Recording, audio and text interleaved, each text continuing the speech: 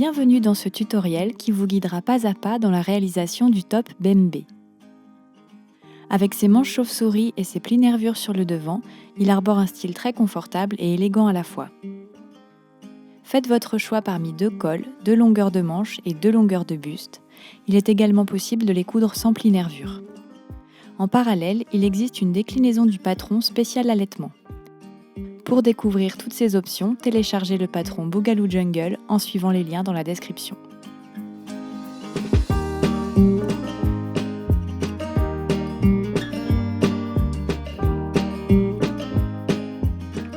On commence avec les plis nervures. Alors c'est pas spécialement compliqué, mais ça demande de la patience et de la précision, donc assurez-vous d'avoir un petit temps calme devant vous et on se lance tranquillement avec le sourire. Si votre tissu est très fluide, amidonnez-le pour le rigidifier. C'est facile à faire et ça simplifie vraiment la vie. Pour ça, je vous renvoie sur les nombreux tutos qui existent déjà à ce sujet sur YouTube. Donc voilà le motif qu'on veut obtenir sur le devant du top. On a 11 bandes parallèles, espacées de 1 cm, sauf celle du milieu qui mesure 2 cm. Pour commencer, on a besoin de visualiser la ligne qui passe en plein milieu ici. C'est une ligne imaginaire, mais elle va nous servir de base pour tracer les premiers plis. Donc on va simplement la marquer au fer en pliant la pièce des plis nervures en 2.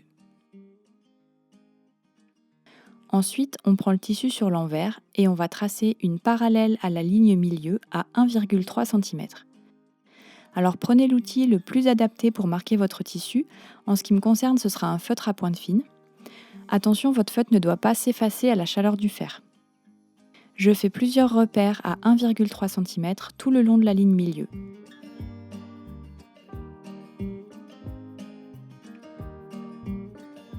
Ensuite, je prends ma pièce sur l'endroit et je la plie endroit contre endroit le long de la ligne que je viens de tracer. Donc je m'aide de mes repères au feutre pour former ce pli. Alors j'ai la chance ici d'avoir un tissu qui se marque bien au doigt, donc je préforme le pli avant de le marquer au fer et je l'épingle.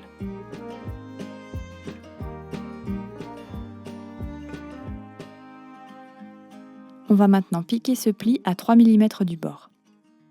Donc il faut trouver le bon réglage machine, le pied de biche avec lequel vous êtes le plus à l'aise, et vérifier que votre aiguille va bien venir se planter à 3 mm du bord du pli. Piquez lentement et aidez-vous d'un repère, soit sur le pied de biche, soit sur la grille métallique, pour que votre tissu reste bien parallèle au pied.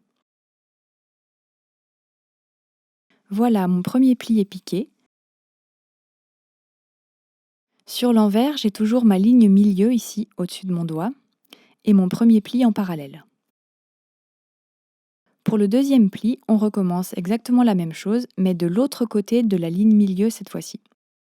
Donc je trace des repères au feutre à 1,3 cm de la ligne milieu.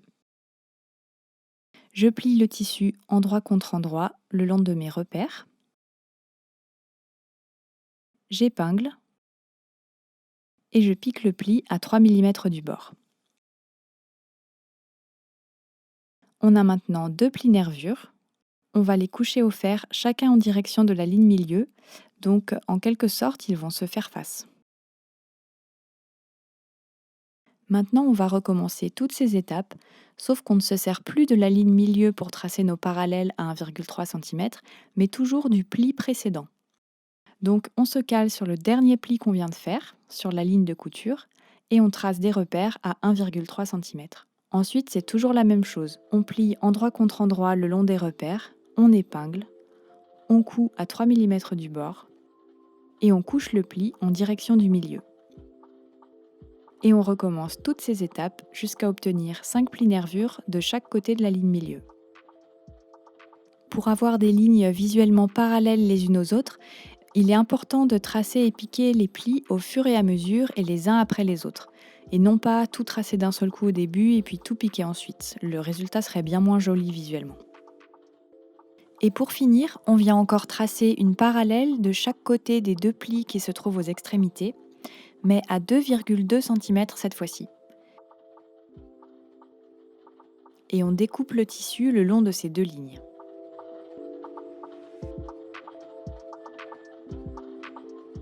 Nos plis sont maintenant prêts à être assemblés avec le devant.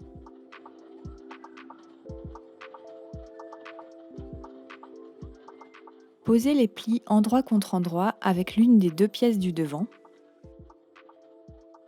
Épinglez-les bord à bord en les alignant en bas pour laisser dépasser le surplus en haut au niveau du col.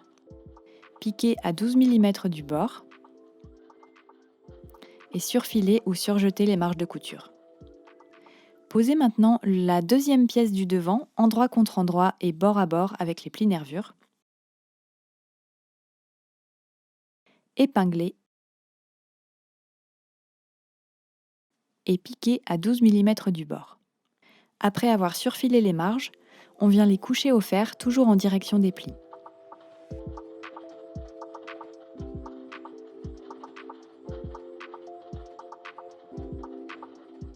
Alors que vous ayez choisi le col rond ou le col V, les plis qui dépassent ici vont devoir être recoupés pour obtenir l'encolure souhaitée.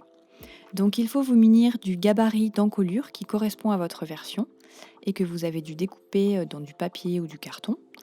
Et venez tout simplement le poser de manière à ce qu'il s'emboîte à l'intérieur de l'encolure. On fait attention à ce que le milieu du gabarit corresponde bien au milieu des plis nervures. Donc ici c'est facile, c'est la pointe du V qui doit tomber au milieu du pli central. Et on dessine la nouvelle ligne d'encolure sur les plis. Avant de découper le surplus, on va sécuriser les plis pour bien les maintenir en place en faisant une piqûre à environ 5 mm en dessous du trait qu'on a dessiné. On fait bien attention à ce que les plis soient couchés dans le bon sens lorsqu'ils passent sous le pied de biche. Une fois que c'est fait, on coupe le surplus le long du trait.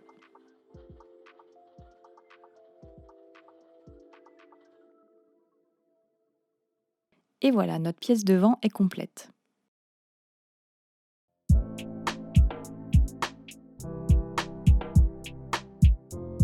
Si vous avez choisi de faire les manches 3/4, posez les manches devant endroit contre endroit sur le devant, épinglez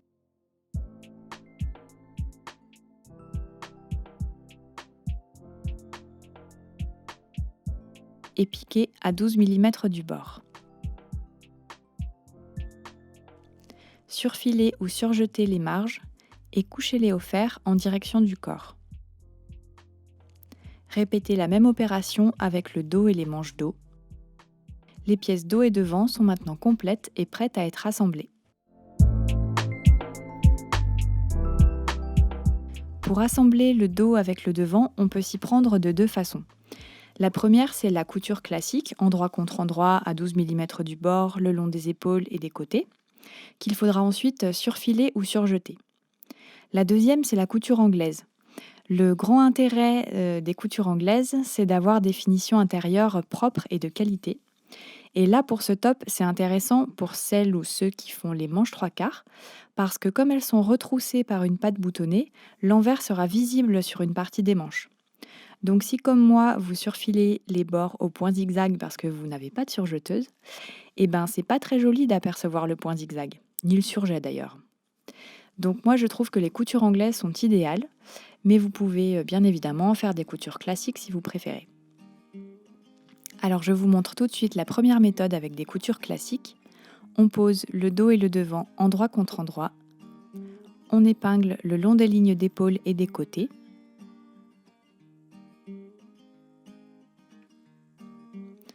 On pique à 12 mm du bord.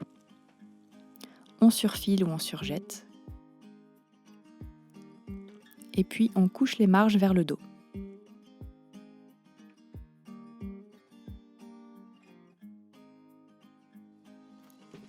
Pour les coutures anglaises, on pose le dos et le devant envers contre envers et non pas endroit contre endroit.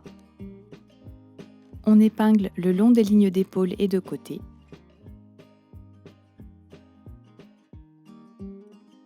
Et on pique à 5 mm du bord.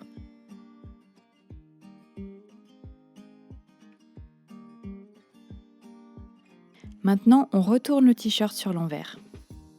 Les pièces dos et devant sont donc endroit contre endroit. Et on va bien écraser les coutures que l'on vient de réaliser au fer pour pouvoir épingler de nouveau le long des mêmes lignes.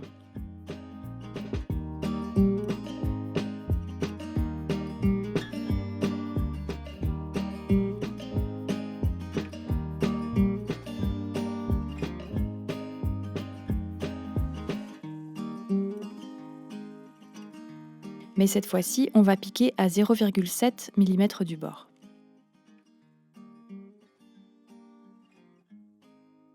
On couche les marges vers le dos, puis on repasse le t-shirt sur l'endroit également pour bien parfaire la finition.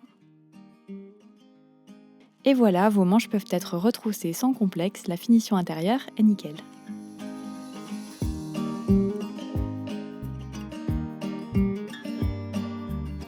Si vous avez choisi l'encolure ronde rapportée, vous avez coupé 4 pièces de colle que vous avez dû entoiler au préalable. Donc 2 cols dos et 2 cols devant.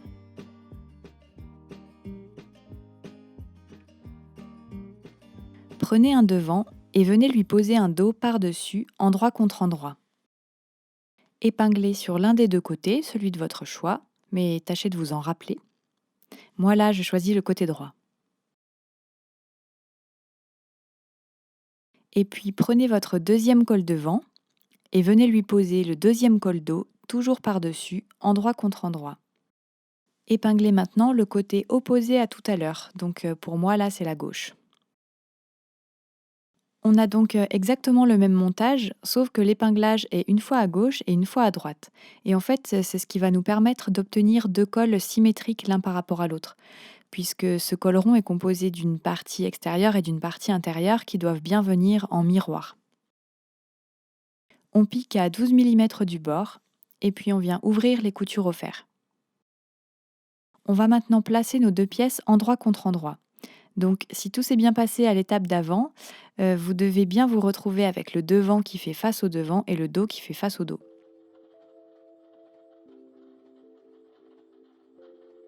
Et on les épingle le long de la courbe interne. On aligne bien les coutures du milieu, les extrémités, et on répartit le reste.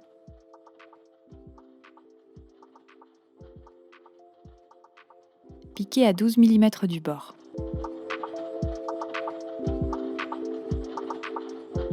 Ouvrez la couture au fer sur un petit coussin.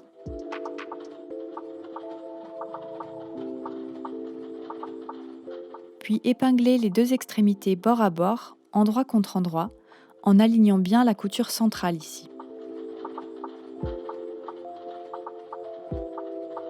Piquez à 12 mm du bord et ouvrez encore les coutures au fer. On peut maintenant plier le col envers contre envers. Je rajoute même des petites pinces moi pour qu'il se maintienne bien. Et je marque bien sa courbe au fer à repasser. Et voilà, le col est prêt à être attaché au buste. On vient donc l'épingler bord à bord et endroit contre endroit avec le buste. On aligne les bords bruts du col et du buste, donc c'est comme si notre col se retrouvait la tête en bas pour le moment. On commence par épingler le milieu du col devant avec le milieu du buste devant.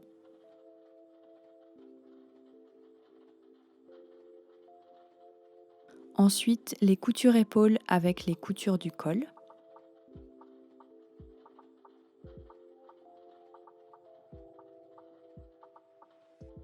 Et le milieu du col dos avec le milieu du buste dos.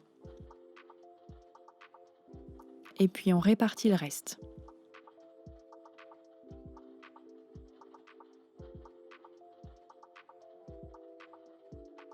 Piquez tout autour du col à 12 mm du bord et surfilez les marges.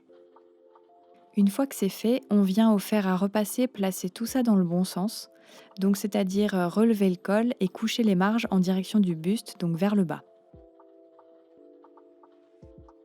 Pour que le col se maintienne bien dans cette position, je vous propose de surpiquer les marges de couture avec le buste.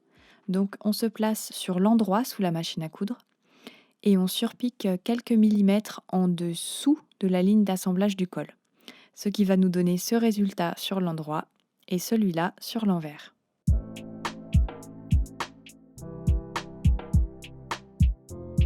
Si vous avez choisi l'encolure V avec parmenture, entoilez vos deux pièces de colle au préalable. Vous pouvez voir que je n'ai pas mis d'entoilage sur les marges pour éviter les épaisseurs. Posez-les endroit contre endroit et épinglez les lignes d'épaule. Cousez à 12 mm du bord et surfiler ou surjeter aussi tout le pourtour extérieur du col comme on le voit ici. Venez l'épingler sur le buste, endroit contre endroit. On peut commencer par fixer les épaules, le milieu devant, le milieu dos, et on répartit le reste.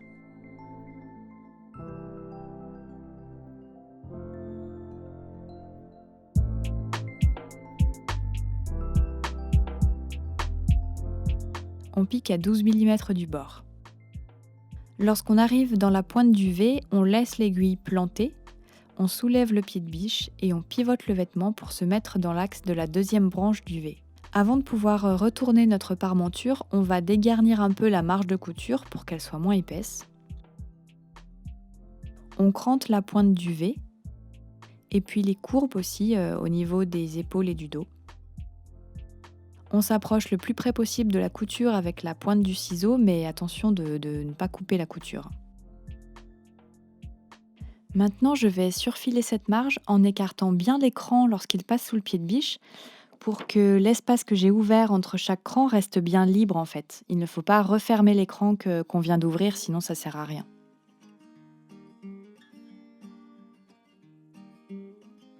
Je couche la marge au fer en direction de la parmenture.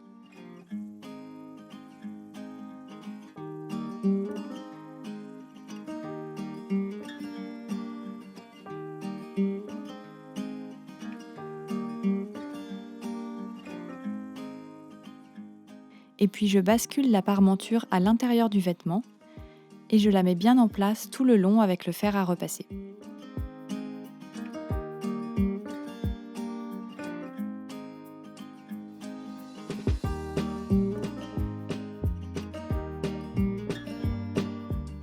Pour que la parmenture reste joliment à l'intérieur, on va réaliser une sous-piqûre, c'est-à-dire qu'on va piquer les marges de couture avec la parmenture à quelques millimètres de la ligne d'assemblage précédente.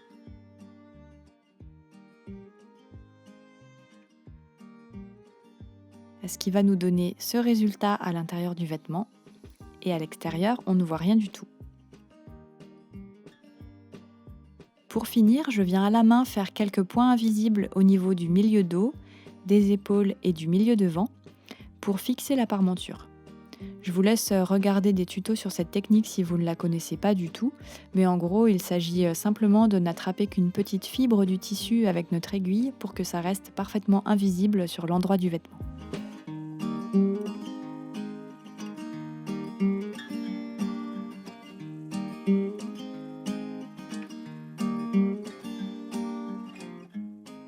Pour les versions buste court, on va poser une bande de finition en bas du vêtement. Donc pliez d'abord la bande endroit contre endroit de manière à aligner les petits côtés, épingler et piquer à 12 mm du bord. On ouvre la marge au fer. Et maintenant, on va plier la bande en deux comme ceci, envers contre envers cette fois-ci, en marquant le pli au fer.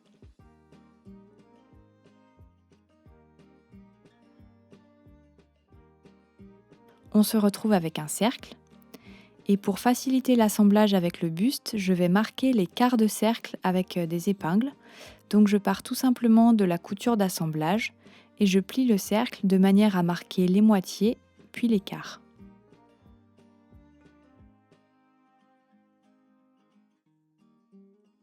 Maintenant, je vais pouvoir l'épingler avec le buste endroit contre endroit. Donc je fais passer le buste à l'intérieur du cercle et je mets tous les bords bruts bord à bord.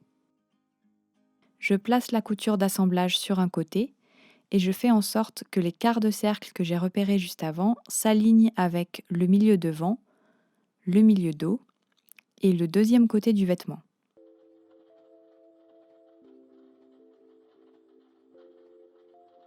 Je pique à 12 mm du bord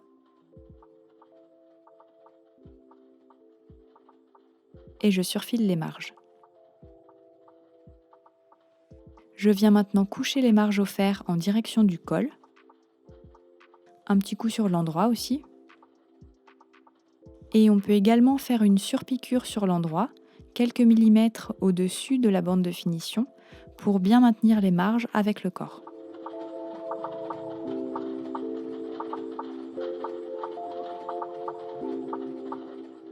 Si vous avez opté pour un buste long, venez tout simplement faire un ourlet en bas du top.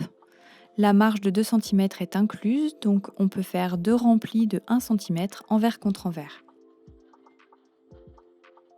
On épingle et on pique à quelques millimètres du pli.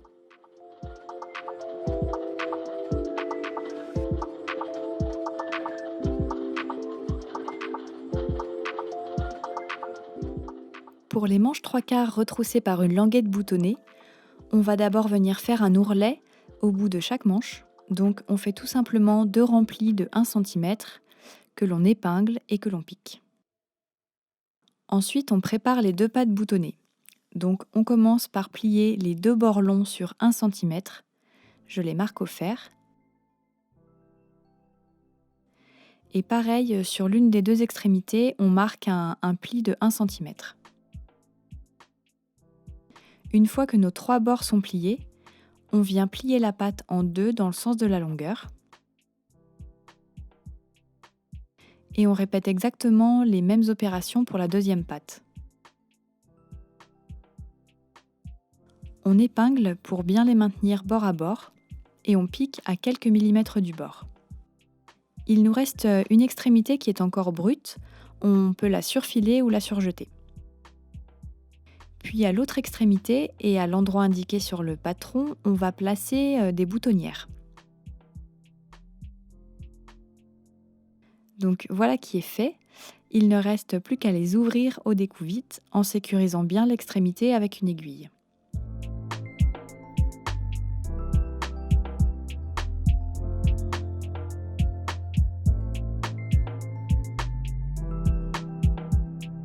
Maintenant, on tourne le t-shirt sur l'envers et sur le dos, on cherche le repère pour placer la languette.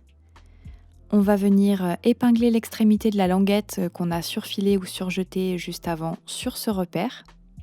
Et l'extrémité avec la boutonnière est en direction du bas de la manche.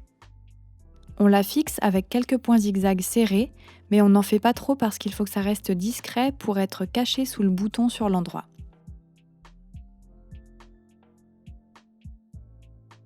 Et donc sur l'endroit, on vient coudre notre bouton à la main par-dessus les points zigzags.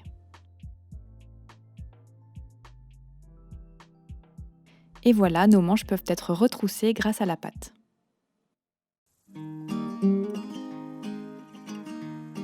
Pour les manches courtes avec revers, on va se servir de 3 lignes guides que vous avez dû reporter depuis le patron. Donc on démarre avec le vêtement sur l'envers et on plie l'extrémité de la manche le long de la ligne 1. On est envers contre envers. On la marque au fer. Maintenant, toujours envers contre envers, on forme un pli le long de la ligne 2 et en fait, ça va amener automatiquement notre premier pli bord à bord avec la ligne 3. On épingle et on pique ce revers à quelques millimètres du pli. Maintenant, on passe le vêtement sur l'endroit et on va plier encore le revers, cette fois-ci endroit contre endroit, de manière à venir juste recouvrir la ligne de couture précédente pour la cacher. On épingle. Et pour finir, on vient faire quelques points visibles à la main, par-ci par-là, pour maintenir ce revers en place. Et voilà, les manches sont terminées.